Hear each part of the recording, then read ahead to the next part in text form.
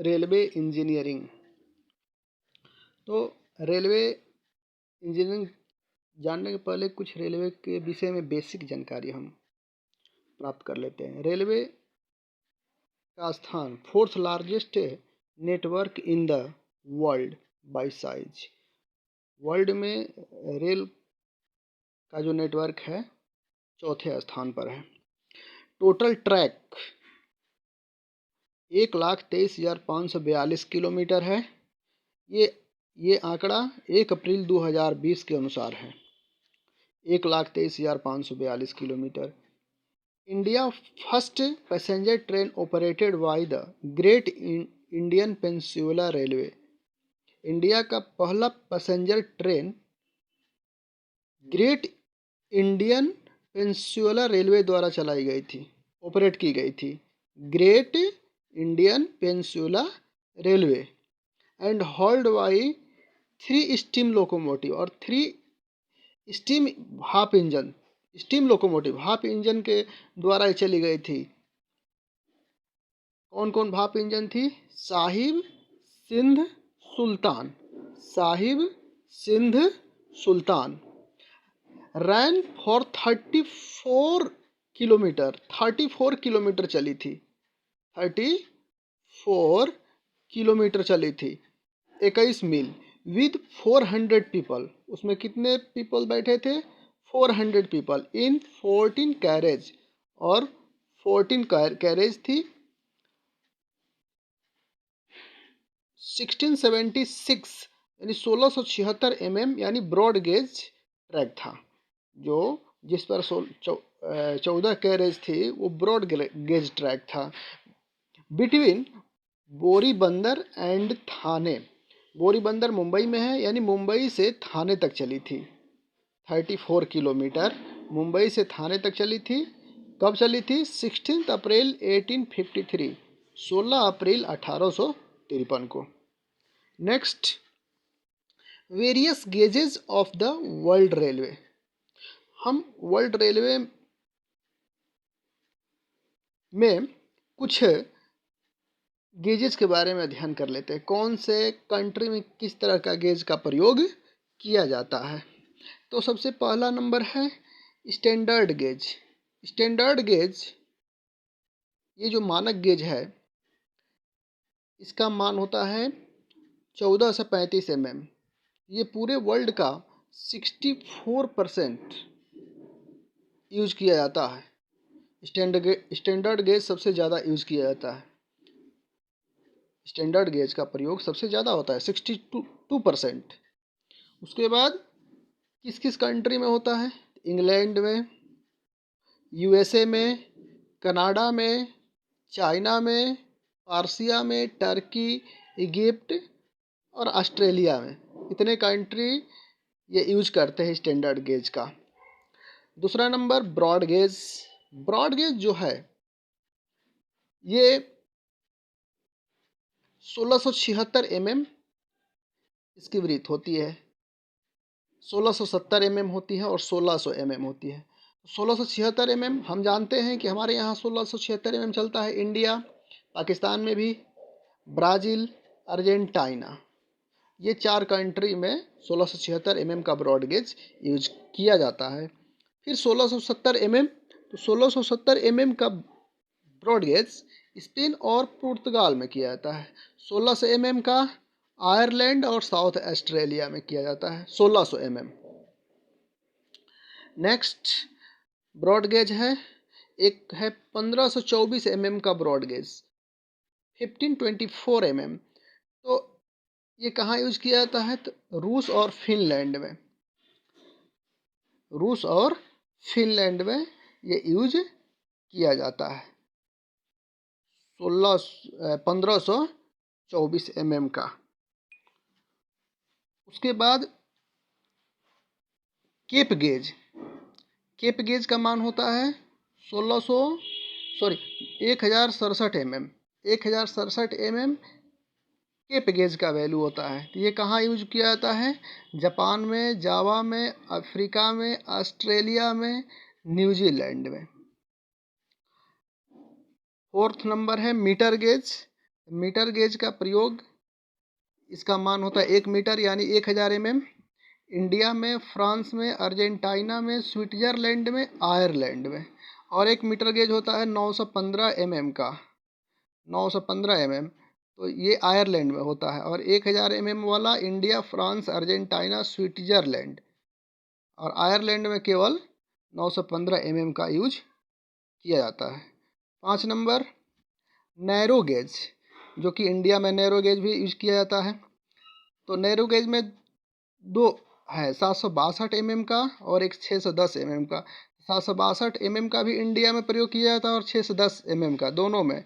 लेकिन 762 mm का Britain में किया जाता है और 610 वाला साउथ अफ्रीका में किया जाता है। इसी तरह 23 अदर्स गेज हैं, डिफरेंट डिफरेंट प्रकार के, जो अलग अलग कंट्री में यूज किए जाते हैं। तो सबसे ज़्यादा स्टैंडर्ड गेज 62% है। स्टैंडर्ड गेज का मान 62% है। उसके बाद ये है इसका 6%, ये केवल 6% ये है ब्रॉड गेज। उसके बाद 6%, उसके बाद 15 से 24 रूस और फिनलैंड। जिस देखिए 2 कंट्री है लेकिन ये 9% है। ये ब्रॉड गेज इस 15 से 24 mm का प्रयोग करते हैं, 9%। और केप गेज का 8%, मीटर गेज का और ये दोनों का 9% और 6% अदर है। ये 9% हो गया तो टोटल हो जाएगा 100%, यानी 62 और 6, 62 और 6 68, 68 और 9 77, 77 और 8 85, 85 और 9 96, सॉरी 85 और 9 94 और 94 और 6 100, टोटल 100 हो गया। नेक्स्ट, अब रेलवे बोर्ड के स्ट्रक्चर के बारे में हम कुछ जानकारी प्राप्त करेंगे। रेलवे बोर्ड का स्ट्रक्चर क्या है, जो कि पहले रेलवे बोर्ड का स्ट्रक्चर अलग था, लेकिन अब रेलवे बोर्ड में कुछ परिवर्तन किया गया है। बहुत से ऐसे विभाग हैं जो कि मर्ज कर दिया गया है, तो इसके बारे में देख लेते हैं। एमआर होते हैं ministry of railway, ministry of railway यानी रेल मंत्री। उसके बाद उसके नीचे MOSR होते हैं, मिनिस्ट्री ऑफ स्टेट रेलवे। इसमें 2 पद होते हैं और मिनिस्ट्री ऑफ स्टेट रेलवे। उसके बाद इसके नीचे चेयरमैन होता है। तो पहले चेयरमैन होता था, लेकिन इसमें चेयरमैन का पद दे दिया गया है चीफ एग्जीक्यूटिव ऑफिसर का, CEO का। अब CEO में 1 2 3 4 मेंबर्स होते हैं, 4th मेंबर्स होते हैं। और 4th मेंबर्स चेयरमैन को रिपोर्ट करते हैं, चेयरमैन को रिपोर्ट देते हैं कोई भी कार्य का। तो first member, member of ONDBD, sorry, member of ONDBD, member of infrastructure, member of F, member of TRS। तो मेंबर ऑफ ONDBD का अध्ययन हम करेंगे, यानी member operation and business development. तो इसमें कौन कौन आते हैं? तो इसमें आते हैं AM traffic transportation, PED TTM, PED CHG, AM T&C, AMC, AM MBD और IT। ये इतने ये आते हैं। ये जो है सारा इसके अधीन है। M member operations and business development के अंतर्गत ये सभी ये रिपोर्ट करते हैं, मेंबर ऑपरेशंस बिजनेस डेवलपमेंट को। कौन कौन तो बता दिए। एडिशन नेक्स्ट है member infrastructure, AM work, AM CE, PED bridge, AM telecommunication, AM signal, AM L&A, AM RE, ये सब इंफ्रास्ट्रक्चर को रिपोर्ट करते हैं, मेंबर ऑफ इंफ्रास्ट्रक्चर को। उसके बाद मेंबर ऑफ फाइनेंस को AMF, AM budget, senior economic adviser, और AM रेवेन्यू, PED अकाउंट्स, ये जितने हैं ये मेंबर ऑफ फाइनेंस को रिपोर्ट करेंगे। ये एक एक सदस्य चुने जाते हैं, इसमें चारों के 4 सदस्य होते हैं बस इसमें। उसके बाद चौथा है MTRS, member of rolling stock है, MTRS। तो ये क्या करते हैं, इसका काम है इनको हैंडल करते हैं। MPU production unit, M mechanical engineering, M ENHM, AM traction, PED EERS, AMRS। उसके बाद कुछ ये जितने सारे हैं ये अपने अपने मेंबर को ये रिपोर्ट करते हैं। और जो ये है और डायरेक्ट रिपोर्टिंग ऑफिसर, ये रिपोर्ट करते हैं CEO को।